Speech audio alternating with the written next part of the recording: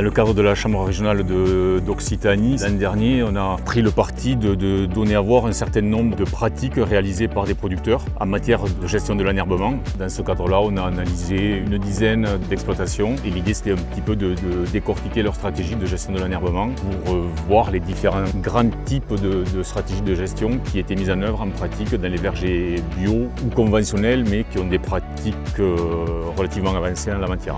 Aujourd'hui, on va avoir la disparition du glyphosate. Donc on va repenser les stratégies de gestion de l'enherbement et donc on va aller chercher des techniques utilisées en agriculture biologique puisqu'on ne pourra plus utiliser de désherbants chimiques.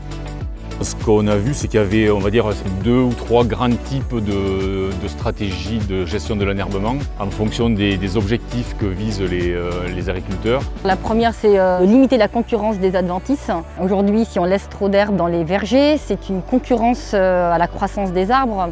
Donc il faut limiter cette concurrence, trouver le juste équilibre entre avoir des adventices, avoir un peu d'herbe et avoir quand même une croissance des arbres qui soit correcte. Le second type de stratégie, ce sont des stratégies un petit peu plus globales où le producteur cherche par l'enherbement à améliorer tout ce qui est régulation ce qu'on appelle les bioagresseurs, des ravageurs. La biodiversité est intéressante pour gérer les bioagresseurs qui sont difficilement gérés par les protections phyto. On veut obtenir de la biodiversité et on cherche à trouver le compromis entre pas trop d'adventices et de l'herbe à certaines périodes pour qu'on obtienne des auxiliaires et de la biodiversité.